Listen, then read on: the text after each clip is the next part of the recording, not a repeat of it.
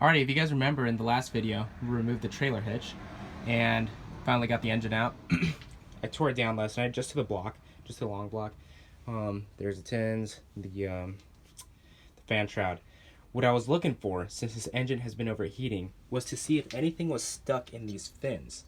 There should be nothing stuck in between these fins because you want the air to flow freely through those through those fins in order to properly cool the cylinders and the heads.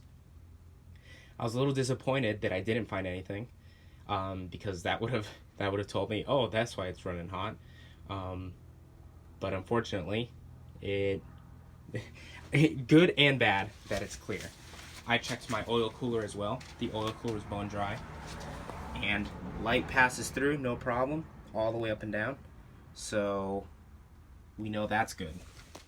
So unfortunately, I'm gonna have to keep digging to see why it's overheating. I did retorque the heads. I pulled the torque sequence off the internet. You can find that on the internet. It's 7 foot-pounds the first sequence, and then 23 to 24 foot-pounds the final sequence. So that's what I did. Only one of the studs was loose, so and it wasn't even that loose. It was like quarter of a turn, maybe half a turn before it was properly torqued. So I'm gonna replace all the tins. I've also got some other tins that were missing on this engine, and I'll show you, and I'm praying those are the tins that will make the difference in the overheating. But should those not make a difference, I took the liberties, since I have a full flow oil system on this engine, and installed an external oil cooler in addition to keeping the stock cooler.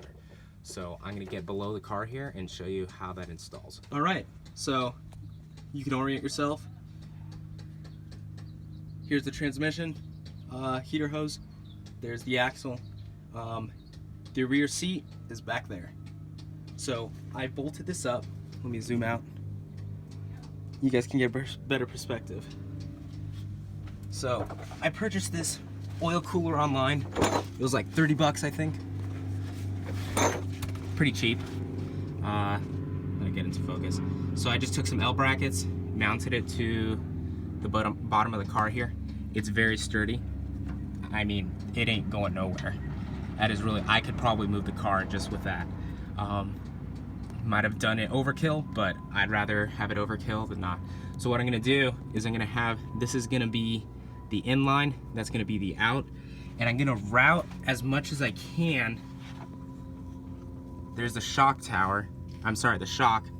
There's this hole right here, which I don't know what it was for. I'm sure it was probably like one of the, I think might have had to do with the Z bar, I think it's called, on the stabilizer bar for 67 and 68, and they just kept it in the molds, I guess, or the stamping.